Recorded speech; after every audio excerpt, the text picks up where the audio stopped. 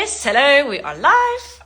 Today or tonight, actually, I'm going to talk to Kimiko, who's also a career coach. Very excited. We have very similar backgrounds, actually. So I'd love to speak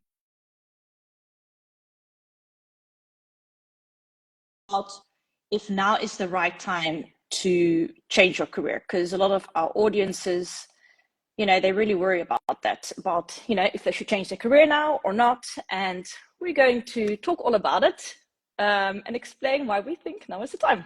So, hello. Hi, Good to see you. Christy. It's so Hi. wonderful to be here with you today. I couldn't be more excited about this conversation. Thank you so much for the Yeah. opportunity to collaborate in this way. Yeah, I'm really excited. I think it's so interesting how we can just chat through these platforms like this, through people all over the world on different time zones and whatever. It's like, it's amazing. Yeah, Yeah. it makes me think of those days where you had the business Rolodex and the yellow pages, the days of our Uh, parents, right? oh, How times have it's changed changed and so just the much. ease at which to do business and to connect with other inspiring entrepreneurs like yourself. Yeah, it's a really cool. So I thought we can maybe just start with you introducing yourself to my followers, and then I can introduce myself to your followers. Yeah, absolutely. And first I have to say, Christy, it's just such a pleasure. It feels like Christy and I were talking before we went live, and it feels like we're meeting twin flames, given all the parallels in our journeys, from our international upbringings to our shared experiences living in Southern Africa to our just profound pandemic epiphanies, which led us to being here today, along with our shared values and passion for this career clarity work. So I'm really glad that the stars aligned, Christy, for us to Oh, have this conversation happen today. So thanks again. oh, thank you. But yes, in terms of my story and my journey to being in this place today, oh man, it definitely wasn't a clean linear path. My journey has been more like a series of missteps, I would say, and gut checks, and then really tuning in and paying attention when the universe gave me a nudge. Before Mm, launching Key Coaching at the time back in 2021, which was 5 years ago, 2020, yeah. 5 years ago now, I was working in career development for a pretty prestigious education foundation based on Wall Street in New York City, supporting hundreds of brilliant full tuition scholarship recipients and alumni from top tier Ivy League institutions here in the States as they navigated their careers. And on paper, Christy, it felt like a stable job. I Mm, was doing impactful work. I genuinely believed in the mission of the organization, but I was also burning out and just craving something more. So, like many mission driven overachievers, I started chasing the next right move, right? Something that would make me look good on paper. I spent over mm, a year applying to philanthropic and CSR roles, thinking that I could just land one of those and it would double my salary. It'd look great to others, right? And so that I could finally achieve success. But no matter, how close I got to those interviews and those offers, the offers actually never came. And I was frustrated and frankly just questioning everything, all aspects of my life. And then one night back in the winter of 2020, I overheard two friends at a grad school event, a happy hour, talking about me. And I said, they were mm. alumni from my graduate school. And one said, I never really saw Kimiko in philanthropy. I always thought she'd make a great coach. And I Oh, saw the other one enthusiastically agree. And then that same night, Christy, walking home from work, I got two messages, not just one, two messages from strangers on LinkedIn asking if I had offered career what? coaching. It felt, I know, crazy, right? It felt like the universe had just dropped a giant clue in my lap. And so when the pandemic hit, 2 months later, miraculously, crazy enough, which sounds similar to your journey, Christy, it gave me the space to really finally stop chasing and just start listening. And so fast forward 1 year, I left my stable job and launched Key Coaching in 2021. And since then, I've worked with hundreds now of smart, stuck, mission-driven professionals who are really trying to find work that actually fits them and roles that will make their lives meaningful. And so, I think that's the lesson right there is it's easy to ignore all of those subtleties and all of those signs when you're chasing someone else's Mm, definition of success or that dream life. But the truth is, from my experiences and the stories of others, the doors that aren't opening, they're often just redirecting you toward the thing that you're actually built for. 100%. Always believe when one door opens, another one, a better one, usually, will open. And when you really start to listen to your intuition, all the signs, then you're like, okay, maybe I should actually go in that direction. And that's okay to make a change, even later on in life. Yes, to give yourself permission to make that change is so important. And I also think sending out rockets of desire, as my friend and coach call it, to the universe, saying I'm ready to make that change is key. 100%. So yeah, my story is actually quite similar to yours, to be honest. So basically, I help women who feel stuck in their career. A lot of women have had a burnout in the past, and they are back at work and they realize, okay, I once was maybe passionate about this, or maybe they were never passionate about it. But in any case, at this moment, it's not fulfilling them. It's not making them happy. They want something more meaningful, more fulfilling, and also something that really excites them. But the problem is that they don't know what that is. And that's why they stay stuck. Also because of all the fear, self-doubts, all the limiting beliefs. But a big part is that they really don't know what else can I do with the skills that I have. And they don't know where to start, how to find out. And that's where I come in, because with my coaching program, we really dig deep and figure out what gives me energy, what it really excites me, what am I really passionate about, what else can I do, what are my actual skills, what are my natural talents actually. And based on that, we take action and really look for a more fulfilling career. And I feel like a lot of other career coaches are more like about nailing the job, getting the salaries, just getting to the interview, interview prep, all that stuff. But I think a very important part is missing. Do you want that? Do you even want that job? Have you actually stood still and really thought, is this job actually making me happy? Or am I just doing it because I've always been doing it? Or I'm just doing it because I want to belong, or I want to please my parents, or, So I'm more about the questioning. Is this really where you want to go? Or should we maybe go somewhere completely different? Right. And I couldn't agree more. I think it's so important, Christy, to get existential before you can get tactical, right? Really understanding those things that you mentioned, your values, your personality, your aptitudes. And I think most importantly, too, how the world perceives you, right? Oftentimes, we think, oh, our personality, we're nice, we're kind, we're, people oriented. But really, how do others perceive our strengths and our gifts? And how can we use that intel and insight to come up with a path that's going to be meaningful for us in the long run? But I'm curious to hear, Christy, was there a particular turning point in your own career that led you to this coaching space? Yeah. So I'm actually, I always say, like, I'm like my ideal client in the olden days kind of thing, because so I can really relate to my clients because I know what they're going through. So I was also trying to climb this ladder and to do everything according to the book and according to what all my friends were doing. And I was just very influenced by the outside world and what my parents thought and what everybody else was doing. So I was just like chasing this thing, and I wasn't quite sure what I was even chasing. I just wanted it to look good on paper, and I just wanted success. But it was just not fulfilling me, like all these corporate jobs.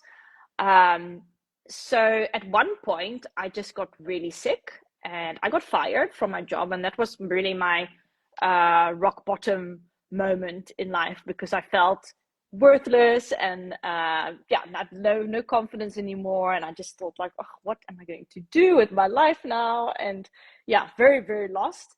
And then I just started going on this personal development journey. I remember walking into this bookstore and I saw this spiritual book, and I'd never read anything spiritual or even, but it just came, it was just there. I just walked past it and I bought the book, I started reading, and then I just wanted to read more. And I didn't even know that this whole coaching world existed. And once I dipped my toe in it, like this whole world opened up to me. It's like, oh, wow, this is incredible. And then I started working with coaches myself, and I saw how much I was, first of all, gaining clarity on who I was, what I wanted, but also gaining more confidence through all this coaching. And then I thought, okay, I want to do this myself, because if I know it can help me so much, imagine how many people I can help. So I love that. That's it. Sharing Their gifts, realizing, doing the deeper reflective work, right, to understand what you're good at, what you believe, and what you can do, but what you love to do, and then connecting those dots in a way that you can exploit in service to the world. So your story certainly resonates with me, Yeah, Christy. and you know what I think a lot of people are maybe a bit scared of that, of scared of really asking themselves those very deep questions or getting to know themselves very much. So they sort of run away from that or something. Because in the beginning, I also felt like a bit uncomfortable. Also, I'm very uncomfortable with the fact that I was like, that I found out how much I didn't know who I was. So it was very confronting actually in the beginning. But yeah, through doing all that stuff, it's amazing because then you really know what you stand for and what your why is and why you actually want to do a certain thing. A lot of times we just go through life because we think we should be doing it. But when you really have a clear idea why you want something, then it's also you more excited about actually achieving the goal because you know the reason behind it. Absolutely. It's Golden Circle. It's Simon Sinek. I'm a big fan of his work. Yeah. So I also have a question for you. Because a lot of people now feel like it's not a good time for career change, and I'm sure you heard this from your clients also. And what do you feel are the biggest fears or worries that they have, Mhm. which actually stops them from making the move? I think there's a ton of myths out there. Mm, One myth that I hear from folks all the time is, but Key, if I change my careers, I'll have to start over from scratch, right? That is a primary fear and anxiety that folks have. And in my opinion, Christy, this is just simply not true. mm, You are never starting from zero. You're always starting from experience when making a professional pivot. And I'm sure this resonates with your work and your approach. And mm, it's so important to remember this, that you're always starting from experience. You're not starting from scratch. And I think no, that most of the professionals that I know and myself prior to starting this journey, they carry a portable toolkit of skills that they rarely recognize. And this was absolutely me before, again, starting this coaching journey. mm, Skills like strategic thinking, skills like relationship building, skills like problem solving. And to me, these are the skills that transcend industries and are the most valuable to highlight or feature in your own professional narrative. But I think that as professionals, we've been conditioned and socialized to believe that unless your resume, perfectly matches the job mm, description, especially with women who I work with, studies show that we need to meet almost 100% of the job mm, requirements to apply. We think that we're not viable candidates.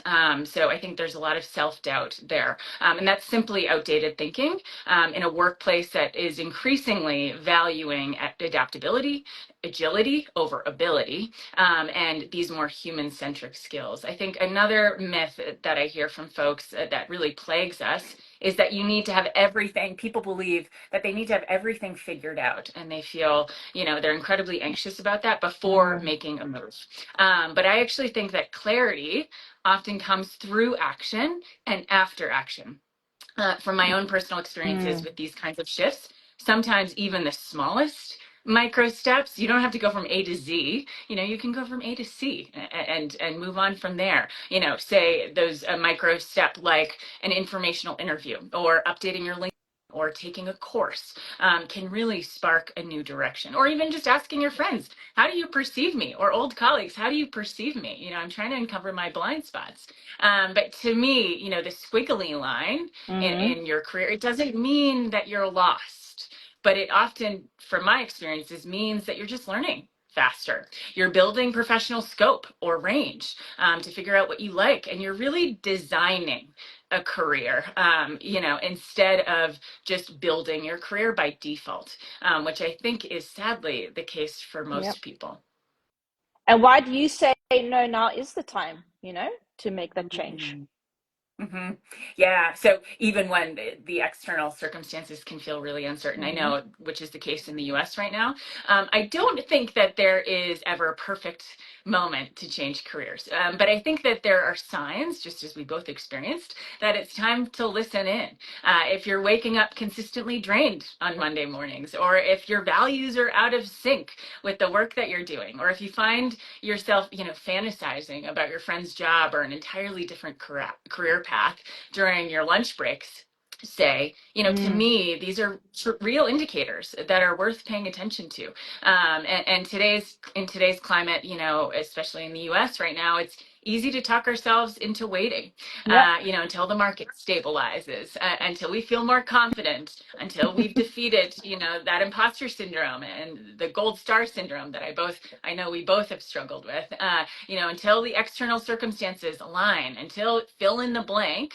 But truth is, in reality, change doesn't start with certainty. It starts with curiosity about ourselves. So if you're considering a change, I think, I hope that you, job seeker, consider asking yourself, what do I want to feel more in my day to day? What am I no longer willing to tolerate?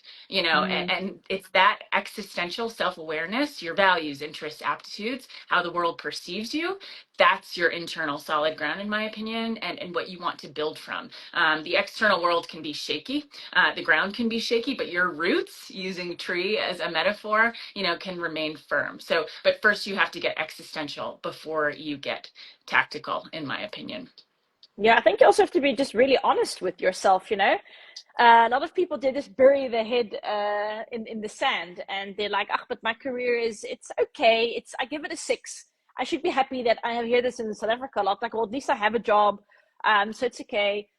I spoke to this other lady the other day, and she was also saying like, yeah, I just I feel miserable, but I just don't want to make a change. It was like she was just so stuck in that feeling miserable, like she just couldn't get out. That was quite remarkable. I'd never actually had a call like that with someone that was so deeply stuck, that just didn't believe in anything else.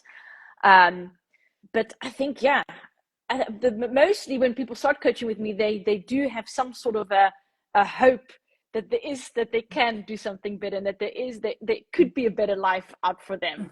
And I also tell them, live a life with no regrets. That you're not like one day when you're old and you're thinking back, oh, I just stayed in this career for the rest of my life and I didn't like it. What if I did try and I did, do something else? Even if you failed, at least you tried something else, and that maybe it wasn't for you or whatever. But just by staying stuck, that I think that's even much worse than trying to do something else and getting out your comfort zone. I love what you shared around, the value of thinking about mortality, right? And on your deathbed or at your retirement party, how do you want folks to think about you or Yeah. reflect on you and your relationship? It can be so valuable to think of, our mortality and end of life. And, would we regret doing something or not doing something more? But Christy, as one of the top coaches, I saw in Amsterdam and in the Netherlands, you've helped many women make career transitions. What are some of the most common patterns or challenges that you've seen, and how do you guide people through those obstacles? Yeah, so the main challenge is really that they just don't know what else they want, and that's why they're stuck. So that's one to really start digging. And also just a lot of fear, self-doubts, the imposter syndrome. I have a lot of women who are very perfectionist, and through their perfectionism, they actually procrastinate, and yeah, they just don't really take action. And I also say, through taking action, that's how you start figuring out these things. But just sitting still and not doing much, you're not going to get the answers. It's really by taking action and failing forward, and knowing that it's okay to sometimes fail, because you learn so much from those little things. So don't be scared of failing and stuff like that. um yeah. Definitely. It's the bias to action, and your willingness to iterate, right? And make it up as you go along. You're never going to be perfect. You're never going to feel fully ready. It's just about doing something and trying something and seeing, if there's synergy there. Yeah, and I feel like also, what if my clients are really like stuck, with whether they should be doing something or not, I'm like, go out and speak to other people and see that are already doing what you want to do, and see, how did they do it? How did they get there? How did they make that career change?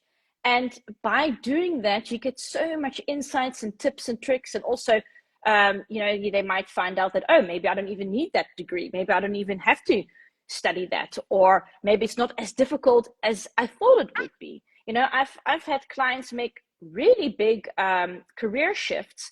And yes, they first had a few interviews. The hiring manager said, no, you don't have the right profile. But they didn't stop. And then all of a sudden, for example, one client was the third interview, then she did get the job. So it's also sometimes, just keep going and not give up and just try again. And then, you will get there. But you need to start also reaching out to your network and start networking to see what else is out there, if it's possible also for you to do it, and how it's possible. I think it can be so easy to be plagued with that analysis paralysis, right? Like, what if I don't hear back from them? What if they don't respond? But it is so important to just lean into that bias to action and say, what's one small thing that I can do to move the needle on my daily goal, weekly goal, annual goal, 5-year goal, you name it. Yes, you're preaching to the choir. But I think the main thing is really what keeps them a bit stuck is mindset. It's really like the limiting beliefs. So that's what we also really work on to build the confidence, and also to create the new affirmations. To see how you can start looking at your own life and yourself through a different lens, and how you can start talking differently to yourself. Because, if you keep on saying certain things to yourself, it's never going to happen. You just see obstacles on the road, and then it's very difficult to make that change. And I think what also really helps is to be around inspiring people who have already done these things. Like, I'm always looking to speak to people who've done these crazy big career changes, and it's just so amazing. It gives me also so much food for thought again, and also to tell my clients, look, but this and this person, they've done these crazy things. And a lot of them, what they told me is, I said, how did you get successful?